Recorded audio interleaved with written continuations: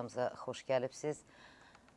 İl bitmək üzrədir. Sizcə 2012-ci il Azərbaycan üçün hansı siyasi hadisələrlə yadda qalacaq və ümumiyyətlə bu siyasi əhəmiyyətli bir il olubmu Azərbaycan üçün? Əlbəttə bu sual çox çətin sualdır mənim üçün. Ona görə ki, əgər soruşsaydınız dünyada hansı bir hadisələr baş verir, çox rahatlıqla nəsə izah etmək mümkün idi. Ancaq Azərbaycanda o qədər də görkəmli hadisələr baş vermədiyinə görə bəzi hadisələri biz məsələn hesab etmək olar ki, kifayət qədər olmasa da müəyyən bir əhəmiyyət olub.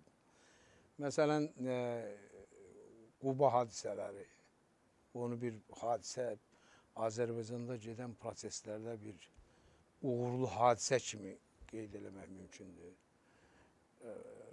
Məsələn, Eurovision'in Azərbaycanda keçirilməsi və dünyanın ölkələrinin həmin hadisəyə diqqətini cəmləşdirilməsi, bu da bir hadisə hesab etmək mümkündür. Başqa xoşa gəlməz hadisələrdən Olimpiyadada Azərbaycan hökumətinin, Azərbaycan nümayəndələrinin rüşvət yolu ilə deməli, medal qazanmaq hərəkəti də bir hadisədir. Hər halda negativ də olsa. Ümumiyyətlə, belə demək mümkündür ki, bu xarici informasiya, xarici ölkələrin informasiya vasitələrinin bütün bu il boyu, 2013-cü il boyu hakim dairənin, yəni Əliyevlər ailəsinin və onun ətrafında olanların korrupsiya və rüşvətindən bu telekanallarda, tanınmış qəzetlərdə mütəmadi informasiya verməsi də bizim üçün çox xoş olmayan bir hadisədir. Qeyd eləmək olar ki, Azərbaycan təəssüf ki, belə bir siyahıya düşüb. Yəni, Azərbaycanda baş verən hadisələr belə bir önəmli hadisələr deyil. Yəni, xəcalət çəkiləsi hadisələrdir. Qeyd etdiniz ki, 2012 Azərbaycan üçün çox da əlamətlər bir il olmayıb. 2013-dən nə gözləyirik?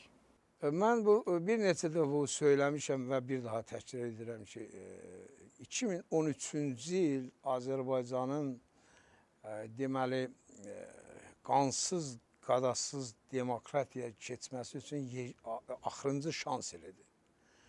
Bu 2013-cü ildə ya Azərbaycan xalqı demokratik yolla, azad seçkilər yolu ilə prezident seçkilərini keçirəcək və yeni prezident özünə müəyyənləşdirəcək və bununla da demokratiyanın başlanğıcına start veriləcək, ya da ki, əvvəlki qaydada yenə İlham Əliyev bu seçkiləri saxtalaşdıracaq, özünü 5 il qeyri-legitim prezident elan edəcək və hardasa 2015-2016-cı ildən Azərbaycanda xaos yolu ilə, Azərbaycanda zor yolu ilə bu rejimin dəyişilməsi prosesi başlayacaq. 2013 ona görə Azərbaycan xalqı üçün ən əlamətdar ildir. 2013 həm də prezident seçkiləri ilə əlamətdar ola bilər. Ancaq elə ona görə də. Siz qatılmaq fikrindəsinizmi? Yox, prezident seçkilərinə əlbəttə mən qatılmaq niyyətindəyəm. Bu yaxınlarda sizin bu internet sual cavabında mən iştirak edəndə də belə bir sual olmuşdu, necə olacaq? Mən də bu cavabını təkrar edə bilərəm ki, mən demişdim ki, ya mən seçkilərə qatılıb, iştirak edib qələbə çalacağam, ya da ki, İlham Əliyev qələbə çalacaq. Yəni ki, mən orada iştirak edə bilməyəcəm. Bir çoxları bu Azərbaycanda da bunu təvazükar hesab elədilər ki, ya özün hesab edir, ya İlham Əliyev, amma əslində elə deyil. Mən ümumiyyətlə sarkazmla danışmağı sevən adamım. Əslində bu o deməkdir ki, əgər məni seçkilərə buraxılmasam, deməli saxtalaşdırmaq gedəcək. Amma seçkilərdə iştirak edən hər bir şəxs o cümlədən mən nəyə görə iştirak edirəm? İştirak edirəm ki, qalib gələm də. Yəni, hamı bu sözü deyir də. Kim seçkidə iştirak etmək istəyirsə, deyir ki, mən iştirak edirəm, qalib gələcəyim. Amma məni seçkilərə buraxmamaq bu saxtalaşdırmanın başlanğıcını xəbər verən bir amildir. Rəsul bəy, siz Azərbaycan xalqının nümayəndəsi, təmsilçisinizsiniz. Sizcə Azərbaycan xalqı nə kimi bir prezidentə layiqdir, nə kimi xüsusiyyətləri olan, keyfiyyətləri olan bir prezidentə? Birinci növbədə gərək biz onu qəbul edək. Hər xalq özünün yaratdığı hakimiyyətə layiqdir. Bu ümumi qəbul olunmuş şeydir. Ona görə Azərbaycan xalqı hansı tipli prezidenti seçəcəksə, deməli o prezident də ona layiqdir. O xalq da ona layiqdir. Çünki bu seçib, özü seçib. Əsas məsələ odur ki, bax o şərait yaranmalıdır ki, o xalq özü seçsin. Ondan sonra onun o birinci dəfə seçdiyi prezidentin görəcəyi, sonradan görəcəyi işlərə nəzarət, baxış. Ola bilər ki, xalqın ikinci dəfə prezident seçimində fikrini dəyişdirsin, üçüncü dəfə daha çox dəyişdirsin. Bu belə bir prosesdir. O gərək xalq onu belə deyək ki, təcrübədən keçirdi. Təəssüf ki, 20 ildir bu müstəqilliyin alan Azərbaycan, 20 ildən də çox. Hələ indiyə qədər bir dəfə də təcrübədən keçirə bilməyib ki, bunun seçdiyi necə ola bilər. Çünki özü heç vaxt seçə bilmir. Rəsul bəy, gəlin bir qədər nikbinliklə baxaq məsələyə. Azad seçkilər təmin olundu. Xalq öz seçimini etdi. Siz seçildiniz. İlk 100 gündə qarşınıza qoyduğunuz prioritet nə ola bilər? Paralel, deməli, konstitusiya dəyişilmə məsələsi qoyulmalıdır. 4 aya, 5 aya referendumdan bu məsələ həll olunmalıdır. Orada tək o 2 müddət məsələsi deyil. Orada həddən artıq çox mürtəci dəyişikliklər olunubdur, normal deyil. Parlamentin, prezidentin balansı yoxdur. Prezident çox-çox qat-qat yuxarıdadır. Birinci o balansı müəyyənləşdirmək lazımdır. Yəni o balans necə olmalıdır? Məsələn, nazirlərin hamısı parlamentin icazəsi olmadan vəzifəyə təyin oluna bilməz. Bax, bu balansdır.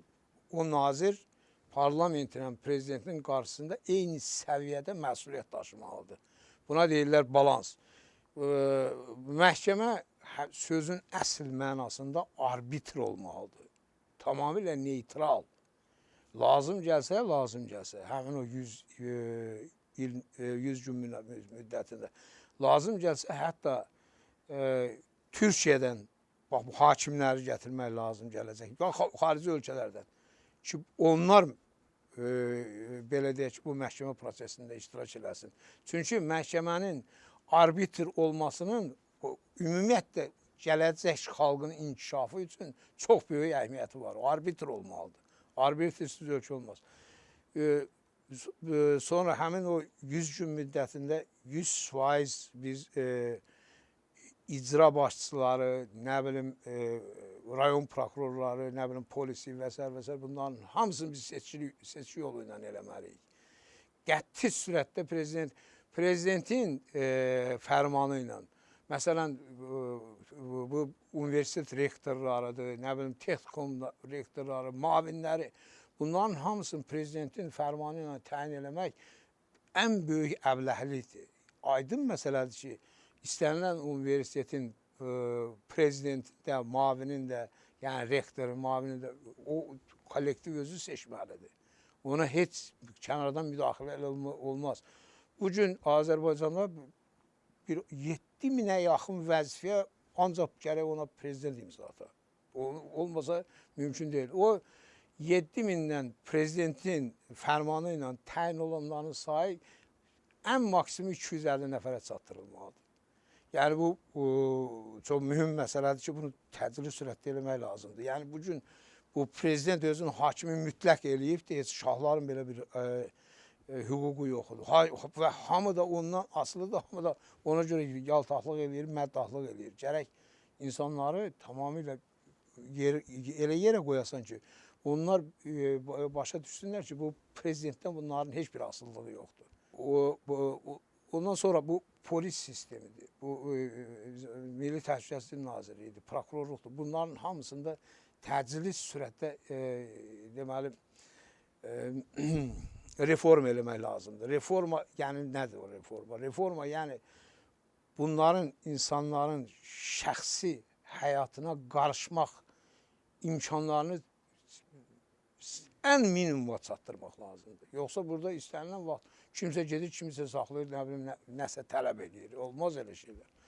Hökumət idarələrində işləyən nazirlər, yaxud da prezident aparanda işləyənlərlə biznesin arasında əlaqələr minimuma çatdırılmalıdır. Ancaq hər şey qanunla idarə olunmalıdır. Yəni bu hökumətdə işləyənlərin biznesə qarışmağa qəti sürətdə imkan vermək olmaz. Qadağan olunmalıdır.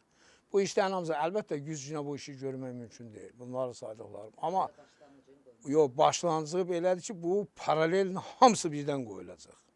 Məsələn, bunlar çətin məsələdir. Məsələn, mən sizə bir misal çəkim. Tutaq ki, prokuror sistemində, prokuratura sistemində bu müstəntiqlər zat dəyişilməlidir. Ya ki, məhkəmədə və s. və s. Bunun üçün kadro lazımdır. İndiki kadrolarla bunları eləmək çox problemli bir məsələdir. Düzdür?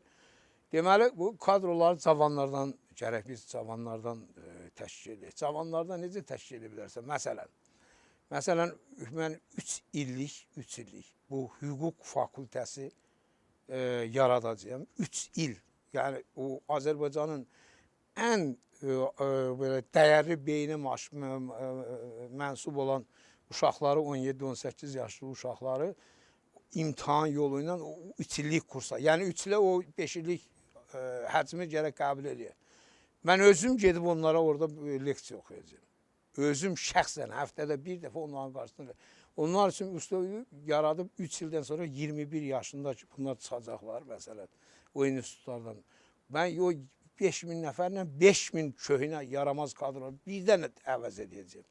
O cavanların buraxacağı səhvlər, mən bilirəm onlar təcrübəsi yox, çox səhv. Amma onların buraxacağı səhvlərin ölkəyə, xalqa vurduğu ziyan, indikilərin rüşvət, korrupsiya ilə məşğul olan indikilərin vurduğu ziyandan 100 dəfə aşağı olacaq. Rəsul bəy, korrupsiya dediniz.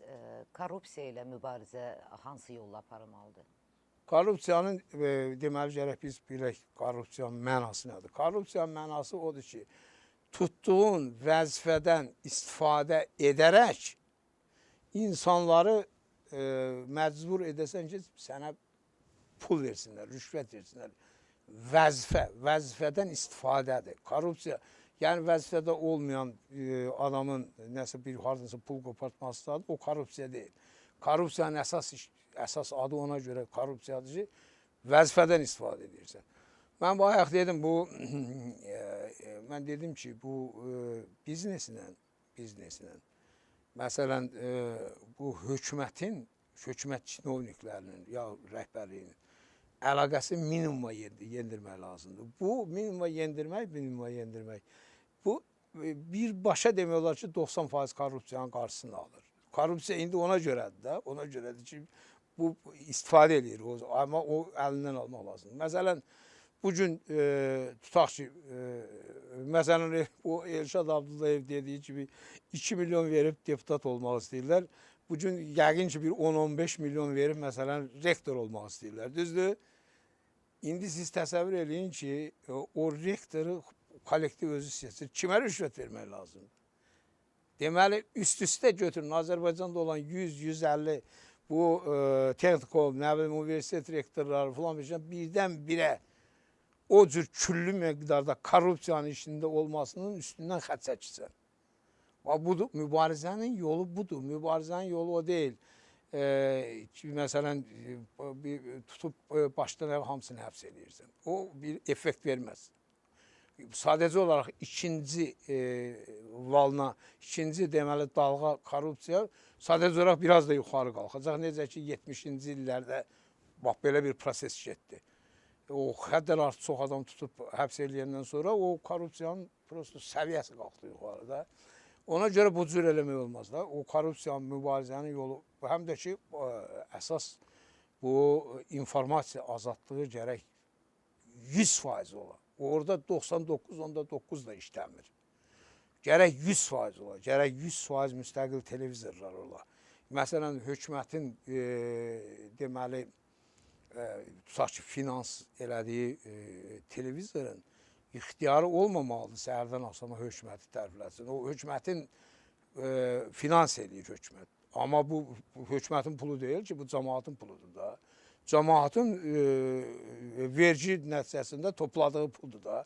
Ona görə də həmin o televizorlar da gərək işləyək xalqın bütün hissəsinə, yəni müxalifəti müxalifətin bir 10% dəstəyi varsa, deməli 10% o televiziyada gərək müxalifətdə yer verilə də. Ona görə bax həm bunların hamısı korrupsiyanın kökünü kəsən elementlərdir ki, ondakı elə birinci prezident olan günün səhərisi mən gərək başlayam. Mənim vaxtım yoxdur. Rəsul bəy, sizin hər cavabınızdan təbii şəkildə bir sual doğur. Xalqın pulu dediniz. Sizcə Heydər Əliyevin təməlini qoyduğu neft siyasəti bugün xalqı təmin edirmi? Xalqa nə bəhrəsi var bu siyasətin? Bir çox vaxtları deyirlər ki, Heydər Əliyevin çox dəhşətli bir siyasət olub, gülməli şeylər deyirlər. Nə bilim, Azərbaycanın müstəqilliyini təmin eləyibdir. Adam çaşır qalır. Yaxşı, bu 15 respublikanın hamısı ayrılıbdır. Bunların hansının müstəqilliyini əlindən alıblar. Belə ya hamısının bir dənə Heydər Əliyev olub, amma heç kim demir onu.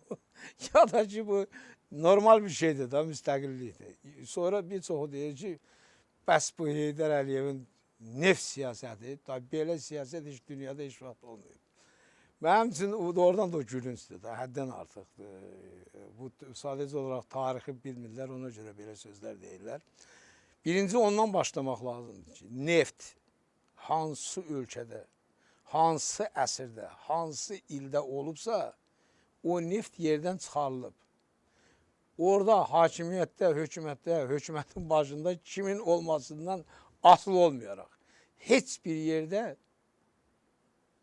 heç bir ölkə deyə bilməz, demir də, heç vaxt da demir ki, filan kəs prezident olmasaydı bu neft çıxarılmayacaqdı. Elə şey mümkün deyil, bu çıxarılacaq da. Bu bir yalan bir şeydir. Yəni, Azərbaycanda bu neft kontraktları barədə danışıqlar başlamışdı Mütəllibovun vaxtında. Əbülfəz Elçi bəyin vaxtında bir qədər də yaxınlaşmışdı bu kontraktları bağlamaq. Heydər Əliyevin vaxtında da gəldi bu kontraktlar bağlandı. Heydər Əliyev bu kontraktları əksinə başqa ölkələrin neft kontraktları ilə müqayisədə çox yaramaz şərtlərlə imzaladı. Özdə məndən soruşa bilərsiniz, bəs siz hara baxırdınız? Həqiqətən, mən o vaxt kifayət qədər gücüm vardı, mən onun qarşısını ala bilərdim. Amma məsələ ondadır ki, birinci dəfə bu xaricilərlə kontrakt bağlayanda mən bu Əliyev başa salmağa cəhd elədim ki, bu kontrakt bu şəkildə bağlana bilməz. Hətta 1935-ci ildən başlayan Ərəbistan, Amerika Birləşmiş Ştatları və Avropa firmaları arasında bağlanan kontraktlarda, məsələn, ərəblərin payı 50%-dən aşağı olmuyor. Ya o başlayıb 25%-lə, bir ildən sonra gəlib çıxıb 50%. Sən faktiki 0%-lə istəyirsən kontrakt bağlayasan. Azərbaycanın payını 0 eləyirsən. Bu belə şey ola bilməz. Hələ tarixdə belə şey olmuyor. O mənə izah elədi ki, bilirsən, mən danışmışam. Bilirsiniz, o vaxtı da mənim ona inanmamağa haqqım yoxdur. Mən söhbət 94-cü ildən gedir. Mən xaricilərlə danışmışam. Bunlar deyib ki, belə bir kontrakt bizə verin, biz Dağlıq Qarabağı sizin üçün azad eləyəcəyik. Bunun qarşısında mən ümumiyyətlə o neftin hamısını verərdim xaricilərə, nəinki o Qarabağın azad olması xatirinə. Ona görə mən sözsüz fikirləşmədim bu boyda ağsaqqal kişi belə bir yalan deyə bilər. Sözsüz o müzakirələrdə zadda mən öz fikrimi söyləmədim. Sonra üstündən bir müddət keçəndən sonra mən artıq başladım. Mən nə oldu Qarabağ? Sən hanı bəs? Deyir, bir dənə də iş görməliyik, bir dənə də yatağı verməliyik ruslara. Onda da qutardı hər şey əldə. O yatağı da verdiyi ruslara sözsüz ortada heç bir şey olmadı. Yəni Heydər Əliyevin neft siyasəti bax bundan ibarətdir. Məsələn, mən ona inanmasaydım o vaxt, əlbəttə o kontraktları o şəkildə buraxamazdım. Yəni ən əcaib dünya tarixində ən əcaib neft kontraktı bağlayan şəxs Heydər Əliyevdir. İndi söhbət ondan getmir. Söhbət sonraki inkişafdan gedir. Sonraki inkişaf, bilirsiniz, sözün əsl mənasında dəhşətli bir inkişafdır. Siz özünüz, mən sizə deyirəm, yəni bu faktlarla deyirəm, 4 ölkə götürək, müqayisə eləyək. Azərbaycan, Qazaxıstan, sonra Rusiya, Ərəb Əmirliyi, bir də ki, Norveç. bu neft ölkələridir. Bunları müqayisə eləyək. Görək ki, o ölkələrin hansında nə siyasəti aparılır. Və onda biz görəcəyik ki, bu Əliyevin xalqa qarşı törətdiyi cinayəti bütün açıqlığı ilə görəcəyik. Ona görə diqqətlə qulaq asın. Deməli, Qazaxıstanda adam başına 11.500 dollarlıq ildə məhsul istehsal olunur. Bu Rusiyada 13.000 dollarlıq məhsul istehsal olunur adam başına. Norveciyada 68.000 dollarlıq, Birləşmiş Ərəb Əmirliklərində 48.000 dollar. Azərbaycanda 7.000. Azərbaycanda cəmi 7.000. İndi baxın, bu neftdən asılılığa baxın. Bu ən faciəli momenti budur. Azərbaycanda adam başına istehsal olunan məhsulun 7.000 dollarlıq məhsulun 6.000 dolları neft sektorunun hesabınadır. Yəni praktik olaraq Azərbaycanda insanlar ildə 1.000 dollarlıq məhsul istehsal edir. Qazaxıstanda o 12.000 dollara yaxın ildə onun cəmi cümlətəni 5.000 dolları neftin hesabınadır. Yerdə qalan 7.000 dolları deməli istehsalın başqa sahələrindən gəlir. Bu rəqəm Rusiyada 8.000 dollar, Səudi Ərəbistanında 48.000 istehsal edir. Onun cəmi cümlətəni 18.000, 19.000 neft sektorunun payına düşür. Norveciyada da deməyə dəyməz. Norveciyada faktiki 68.000 dollar istehsalın maksimum 10.000 dollar düşür neftin hesabında. Yerdə qalanın hamısı başqa sektorlardandır. İndi bunların apardığı bu siyasətin nəticəsində Azərbaycan xalqı bu neftin çıxarılması, qiyməti və s. Elə bir ki, narkomanın narkotik maddədən asılı olmaq səviyyəsindədir. Əliyevlərin siyasətin nəticəsi budur. Belə bir təhlükədir. Ona görə mən fikrimi əvvəlində sizə söylədim. Dedim ki, ya 2013-cü ildə axırıncı şahsdan istifadə edə biləcək Azərbaycan, ya da 2015-2016-cı ildən xaos başlayacaq və artıq qan töküləcəkdir.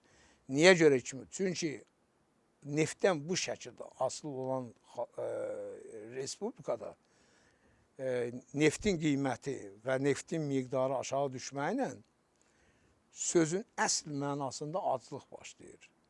Və onun qarşısını almaq mümkün deyil. İndiki repressiv yollarla o ac cəmaatın qarşısını saxlamaq mümkün deyil. Qəti sürətdə mümkün deyil. Ona görə bax bu Əliyevin neft sahəsində apardığı bu siyasət belə bir faciələr qarşısına qoyub Azərbaycanı. Rəsul bəy, qarşıda yeni il gəlir. Azərbaycan xalqına arzularınız nə olardı? Azərbaycan xalqına yeganə bir arzum var ki, axırıncı şansından istifadə eləsin. Yəni ki, 2013-cü il prezident seçkilərində özünün iradəsi ilə hakimiyyət yarada bilsin.